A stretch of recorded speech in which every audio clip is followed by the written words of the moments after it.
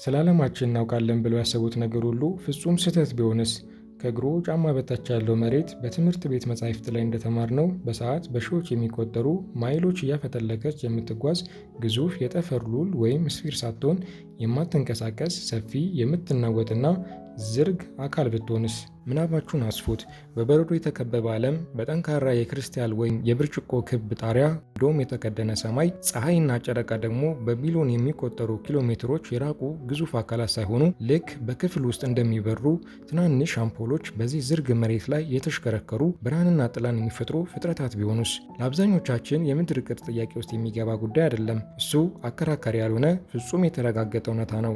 በትምህርት ቤት የተማርነው ከጠፈር ምርምር ጣቢያዎች ወይም እንደ ናሳ በተነሱ ፎቶግራፎች ያረጋገጥነው እና በየቀኑ በምንጠቀመው የጂፒኤስ ቴክኖሎጂ ውስጥ አብሮን ያለ እውነት ነው። ነገር ግን በሚያስደምም ሁኔታ በቴክኖሎጂ በረቀቀው በዚህ በ21ኛው ክፍለ ዘመን የጠፍጣፋ ምድር ወይም ፍላት እርዝ ሀሳብ እንደገና በከፍተኛ ሁኔታ በሕይወት አለ። ይህ ሀሳብ ዝም ብሎ የጥቂት ሰዎች እብደት አይደለም። በዓለም አቀፍ ደረጃ በትላልቅ ሆቴሎች ኮንፈረንሶችን ያስከተለ፣ በፖለቲከኞችና ሳይንቲስቶች መካከል የጠረጴዛ ዙሪያ ክርክሮችን የሚቀሰቅስና በኢንተርኔት ዓለም በሚሊዮን የሚቆጠሩ ሰዎችን ቀልብ የገዛ ትልቅ ንቅናቄ ነው። ዛሬ በዚህ ቪዲዮ ሙሉውን ታሪክ ከመነሻው እንከታተላለን። የሰው ልጅ ጥንታውያን አስደናቂ ምልከታዎችን፣ በ19ኛው ክፍለ ዘመን የጠፍጣፋ ምድርን ሀሳብ እንደገና ያመጣው መነቃቃትና ዛሬ በዘመናችን ያሉ የጠፍጣፋ ምድር አማኞች የሚያቀርቧቸውን 5 ዋና ዋና አሳማኝ የሚመስሉ ክርክሮችን እንመረምራለን። ይህ ብቻ አይደለም፣ ለእነዚህ ሁሉ ጥያቄዎች ምላሽ የሚሰጠውን ፍጹም ሳይንሳዊ እውነታና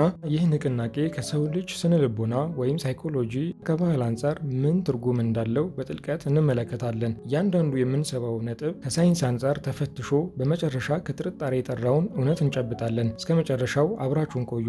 ዛሬ ካለንበት የሮኬቶች የሳተላይቶችና የጠፈር ቴሌስኮፖች ዘመን ወደ ኋላ እንመለስ። ከሺዎች ዓመታት በፊት የሰው ልጅ ዓለምን የሚመለከተው በራሱ ስሜት ሕዋሳት ብቻ ነበር። በወቅቱ ለነበረ ሰው መሬቱ ሲታይ ፍጹም ጠፍጣፋ ነው። ውቅያኖሶች እንደ ዝርግ መስታወት የተነጠፉ ይመስላሉ። ሰማዩም በላያችን ላይ እንደተደፋ ትልቅ ክብ ክዳን ሆኖ ይታያል። ስለዚህ በቀደሙት ታሪኮች የምድር ቅርጽ የተቀረጸው አይኖቻችንና አካላችን በቀጥታ ሊያውቁት በሚችሉት መረጃ ላይ ብቻ ነበር። በጥንቷ ሜሶፖታሚያ የነበሩ ጸሐፍትና ጠቢባን ምድርን እንደ አንድ ጠፍጣፋና በታላላቅ የጠፈር ውሃዎች ላይ እንደምትንሳፈፍ ታንኳ ያስቡ ነበር። ከዚህ ዝርግ አካል በላይ ደግሞ ጠንካራ የሰማይ ክዳን እንዳለ ያምኑ ነበረ።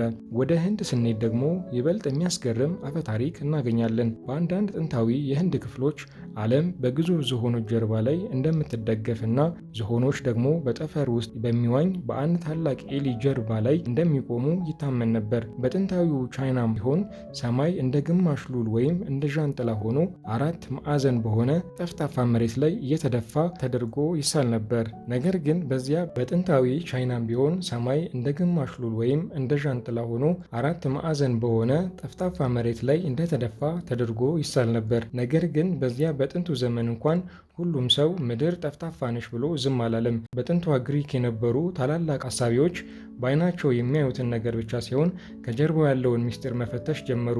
ከክርስቶስ ልደት በፊት በ6ኛው ክፍለ ዘመን ታዋቂው የግሪክ ሂሳብ ሊቅ ፓይታጎረስ ለመጀመሪያ ጊዜ የምድርን ጠፍጣፋነት ጥያቄ ውስጥ አስገባ። እሱም ተፈጥሮ ሁልጊዜ ፍጹም ቅርጾችን እንደምትወድና ፍጹም ቅርጽ ደግሞ ሉል ወይም ስፊር መሆኑን በመጥቀስ ምድር ክብ መሆን አለባት የሚል መላምት አቀረበ። ከሱ በመቀጠል የመጣው ታላቁ ፈላስፋ አርስቶትል ግን ይህንን ሀሳብ በማስረጃ አሳደገው። አርስቶትል 2 እጅግ አስደናቂ የሆኑ የተፈጥሮ ምልከታዎችን አስተዋለ። አንደኛ፣ የጨረቃ ግርዶሽ ወይም ሉናር ኢክሊፕስ። አርስቶትል በጨረቃ ግርዶሽ ወቅት ምድር በፀሐይና በጨረቃ መካከል ስትገባ በጨረቃ ላይ የሚያርፈው የምድር ጥላ ሁልጊዜ ክብ ወይም ከርቭድ መሆኑን አስተዋለ። ምድር ጠፍጣፋ ዲስክ ብትሆን ኖሮ ጥላው ቀጭን መስመር ወይም የተዛባ ቅርጽ ይኖረው ነበር። ጥላውን ሁልጊዜ ክብ ሊያደርገው የሚችለው ደግሞ አንድ ቅርጽ ብቻ ነው። እሱም የሉል ወይም ስፊር ቅርጽ ነው። ሁለተኛ፣ የከዋክብት አቀማመጥ። ወደ ሰሜንም ሆነ ወደ ደቡብ የሚጓዙ መንገደኞች በሰማይ ላይ የሚያዩዋቸው ከዋክብት እንደሚለወጡ አስተዋለ። በግልጽ የሚታዩ አንዳንድ ከዋክብት ወደ ሰሜን ወይም ግሪክ ሲሄዱ አይታዩም። ይህ ሊሆን የቻለው መሬቱ ጠፍጣፋ ስላልሆነና መንገደኛው በምድር ከርቭ ወይም ጥምዝምዝ ላይ እየተጓዘ በመሆኑ የሰማይ እይታ ስለሚጋርድበት እንደሆነ አርስቶትል በትክክል ተገነዘበ። ከዚያም በሰው ልጅ ታሪክ ውስጥ ካሉ እጅግ ቀላልና ድንቅ ከሚባሉ ሙከራዎች አንዱ መጣ። ከክርስቶስ ልደት በፊት በ240 ዓመተ ዓለም አካባቢ በግብፅ አሌክሳንድሪያ ይኖር የነበረው የሳይሪኒው ኤርስቶቴነስ የሚባል ምሁር አንድ ነገር አሰበ። ፀሐይ ከምድር በጣም ሩቅ ከሆነች ወደ ምድር የሚመጡት የጨረሯ መስመሮች እርስ በርስ ትይዩ ወይም ፓራላል ናቸው። ምድር ፍጹም ጠፍጣፋ ብትሆን ኖሮ በአንድ ሰዓት ላይ በተመሳሳይ ርዝመት በተተከሉ ሁለት እንጨቶች ላይ የሚፈጥረው ጥላ ፍጹም እኩል መሆን ነበረበት። ነገር ግን ኤራቶስቴነስ አንድ አስገራሚ መረጃ ደረሰው። በደቡብ ግብፅ በምትገኘው ሳይን ወይም በአሁኗ አስዋን ከተማ በጁን 21 ቀን እኩለ ቀን ላይ ፀሐይ በቀጥታ ከራስ በላይ ስለምትሆን በጉድጓዶች ውስጥ ጥላ አይታይም፣ እንጨቶችም ጥላ አይጥሉም። ነገር ግን በዚያው ሰዓት በሰሜን አሌክሳንድሪያ ከተማ የተተከለ እንጨት የ7 ዲግሪ ጥላ ይጥላል። ኤራቶስቴነስ ይህ የጥላ ልዩነት ሊመጣ የቻለው ምድር ሉል ወይም ከርቭ በመሆኗ እንደሆነ አወቀ። የሁለቱን ከተሞች ርቀት አስልቶ ይህንን የ7 ዲግሪ የጥላ አንግል የጂኦሜትሪ ሕግን በመጠቀም አሰላው። ያለምንም ሳተላይት ያለምንም ዘመናዊ መቅረጫ መሳሪያ በሁለት እንጨቶች ጥላ በሂሳብና በእውቀት ጥማት ብቻ የምድርን ሙሉ ዙሪያ ወይም ሰርከምፍረንስ በሚያስደንቅ ትክክለኛነት ሊያሰላ ችሏል። ከዚያ ዘመን ጀምሮ ለብዙ መቶ ዓመታት ክብ ምድር የሳይንስ ዋና እምብርት ሆና ቀጠለች። ይህ እውቀት በጥንታዊው ግሪካ ሮማን ዓለም ብቻ ሳይሆን በእስልምና ወርቃማ ዘመን ወይም ኢስላሚክ ጎልደን ኤጅ በነበሩ ታላላቅ የሙስሊም ምሁራንም ጭምር ተጠብቆ ተመርምሮ እየተጠራ ሄዷል። እነሱም በዚህ እውቀት ተጠቅመው ሰማያትን ነደፉ፣ ምድርን ለኩ፣ የባህር ላይ ጉዞ መሪ መሳሪያዎችን አስትሮሌብስ ፈጠሩ። ከተለመደው የተሳሳተ አፈ ታሪክ በተቃራኒ በመካከለኛው ዘመን ወይም ሚድል ኤጅስ አውሮፓ ውስጥ የነበሩ አብዛኞቹ የተማሩ ሰዎችና የቤተ ክርስቲያን መሪዎች ምድር ጠፍጣፋ ነች ብለው አያምኑም ነበር። ባህረኞች ባህርን በከዋክብት አጋዥነት ከርቭ ከሆነው የአድማስ ወይም ሆራይዘን መስመር ጋር ያውቁት ነበር። ካርታ ሰሪዎች ሉሉን ይሰሩ ነበረ። ቢያንስ በሊቃውንት መካከል የምድር ቅርጽ ጥያቄ ለአንዴና ለመጨረሻ ጊዜ ተፈቶ ነበር። ነገር ግን እንደምናውቀው ታሪካዊ ሀሳቦች ሙሉ በሙሉ አይሞቱም። የሚያነሳቸውና አቧራቸውን አራግፎ ለፖለቲካዊ ወይም ለግል ዝና የሚጠቀምባቸው ሰው እስኪመጣ ድረስ የሆነ ቦታ ተሸሽገው ይጠብቃሉ። የ19ኛው ክፍለ ዘመን የለውጥ ዘመን ነበር። የኢንዱስትሪ አብዮት የፈጠረው ጩኸት፣ የሳይንስ መነቃቃት ባቡሮች አህጉራትን የሚያገናኙበት ወቅት ነበር። ነገር ግን ይህ ወቅት ሌላም ባህል ነበረው። የህዝብ ክርክሮች ወይም ፐብሊክ ዲቤትስ። በየአዳራሹ ሰዎች ይሰባሰባሉ፣ በራሪ ጽሑፎች በየመንገዱ ይበትናሉ፣ አዳዲስና ያልተለመዱ ሀሳቦች ለህዝብ ይሸጡ ነበር። በዚህ በትልቅ የክርክር ባህል ውስጥ አንድ ሰው ብቅ አለ፣ ሳሙኤል ሮቦተም። ይህ ሰው እንግሊዛዊ ጸሐፊ፣ የሕክምና አጭበርባሪና በሰዎች ስሜት ላይ የመጫወት ከፍተኛ ችሎታ ያለው ተናጋሪ ነበር። ራሱን ፓራላክስ በሚል የብዕር ስም በመጥራት በ1849 ዓ.ም አንድ ትንሽ በራሪ ጽሑፍ አሳተመ። በኋላም ወደ ትልቅ መጽሐፍ አሳደገው። መጽሐፉ ዜቴቲክ አስትሮኖሚ ይሰኛል። ሮቦተም በዚህ መጽሐፉ ምን ብሎ ተከራከረ? ምድር ሉል ሳትሆን ፍጹም ዝርግ ዲስክ ነች አለ። በሱ ሞዴል መሰረት ሰሜን ዋልታ ወይም ኖርዝ ፖል ያለው በዲስኩ መሃል ላይ ነው። አህጉሮች በሙሉ በዚህ መሃል ዙሪያ ተበታትነዋል። እኛ የምናውቃት አንታርክቲካ ደግሞ የደቡብ አህጉር ሳትሆን በምድር ዲስክ ዙሪያ ያለ ውቅያኖሶች እንዳይፈሱ የሚጠብቅ ግዙፍ የበረዶ ቀለበት ወይም የበረዶ ግድግዳ ነች አለ። ሮቦተም ይህንን ሀሳብ ይዞ በእንግሊዝ ሀገር ከተማ ለከተማ እየተዘዋወረ ህዝባዊ ክርክሮችን ማድረግ ጀመረ። እጅግ ጎበዝ ተናጋሪ ስለነበር የሳይንስ ሊቃውንትን በሰዎች ፊት ያዋርድና ያፌዝባቸው ነበር። የእሱ ዋና መርህ ምን ነበር መሰላችሁ? ከሳይንቲስቶች እውቀት ይልቅ የራስን ስሜት ሕዋሳት እመን የሚል ነበር። ለሰዎች እንዲህ ይላቸው ነበር፣ ወደ ባህር ዳርቻ ሂዱና ውሃውን ተመልከቱ። ከርብ ይታያችኋል? አድማሱን ተመልከቱ። ፍጹም ዝርግ አይደለምን? ታዲያ ለምን በዓይናችሁ የምታዩትን ትታችሁ የሳይንቲስቶችን ሉል ታምናላችሁ? ይህ የሮቦተም ንቅናቄ በዓለም ላይ የመጀመሪያውን የጠፍጣፋ ምድር ማህበር ወይም ፍላተር ሶሳይቲ እንዲመሰረት መንገድ ጠረገ። በ1800ዎቹ መነሻና በ1900ዎቹ መጀመሪያ ላይ ይህ ማህበር በሺዎች የሚቆጠሩ ደብዳቤዎችን፣ መጽሔቶችንና ጽሑፎችን ለተጠራጣሪዎች በማሰራጨት ሀሳቡ በምዕራቡ ዓለም እንዲሰርጽ አደረገ።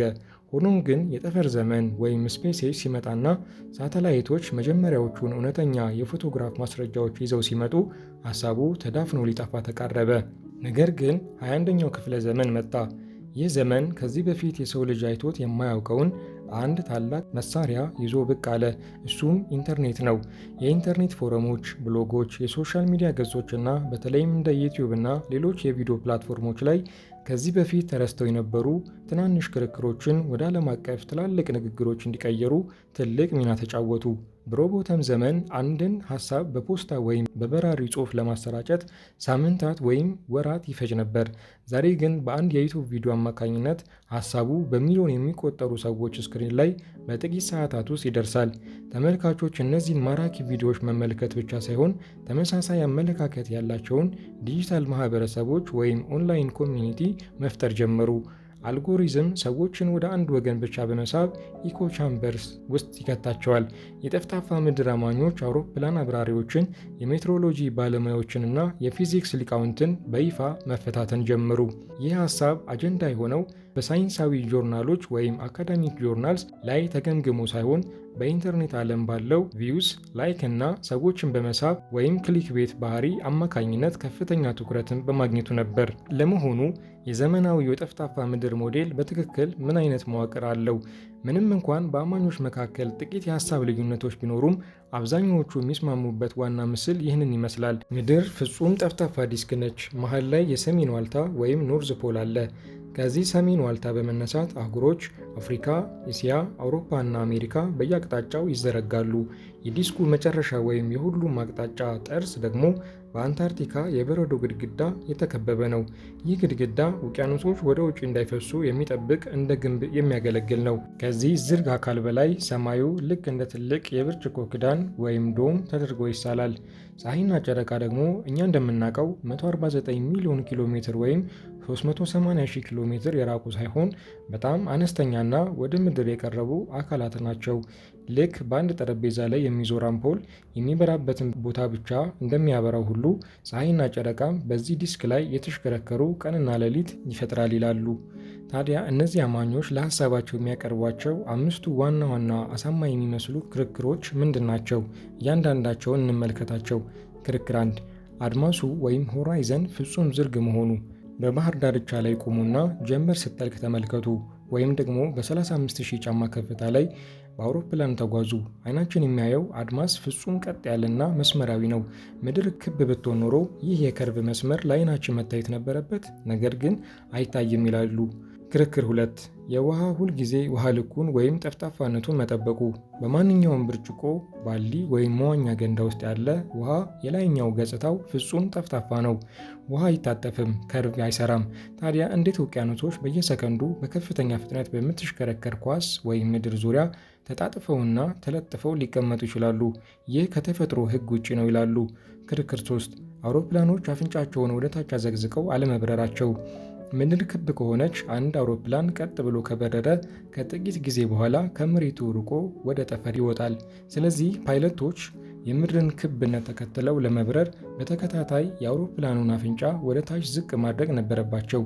ነገር ግን የፓይለቶች ቪዲዮዎችና የመቆጣጠሪያ መሳሪያዎች ወይም አርቲፊሻል ሆራይዘን የሚያሳዩት አውሮፕላኑ ፍጹም ቀጥ ብሎ እንደሚበር ነው ይላሉ።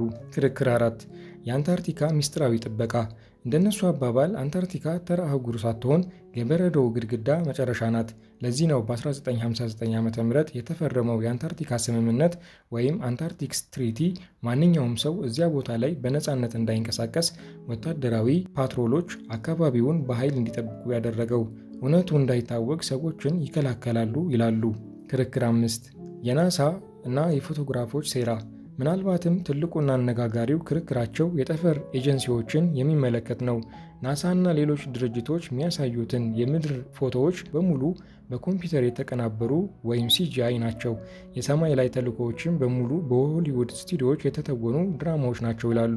ዓላማውም የሰውን ልጅ እውነተኛ ማንነት መደበቅና በትላልቅ ተቋማት ጥላ ስር ማድረግ ነው ብለው ያምናሉ።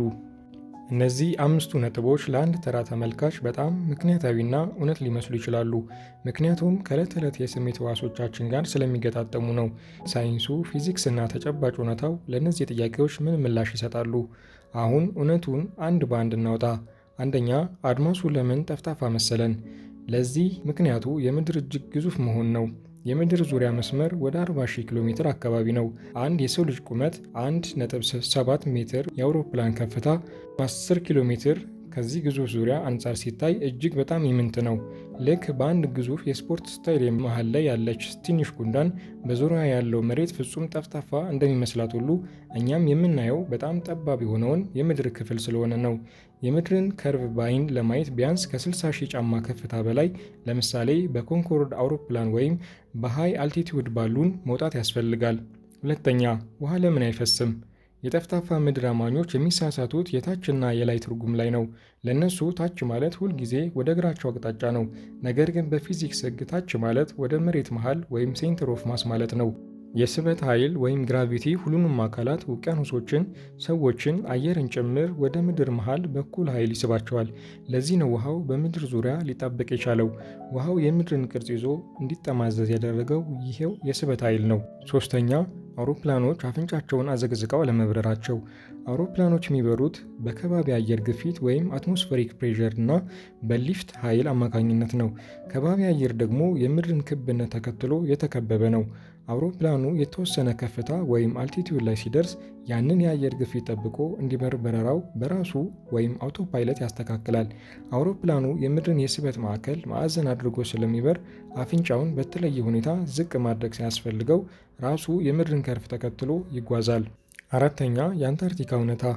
የአንታርክቲካ ስምምነት ሰዎችን ለመከልከል ሳይሆን ያንን ድንቅ የተፈጥሮ አካባቢ ከጦርነት፣ ከኒውክሌር ሙከራና ከአካባቢ ብክለት ለመጠበቅ ሲባል የተደረገ የዓለም ሀገራት ታላቅ ስምምነት ነው።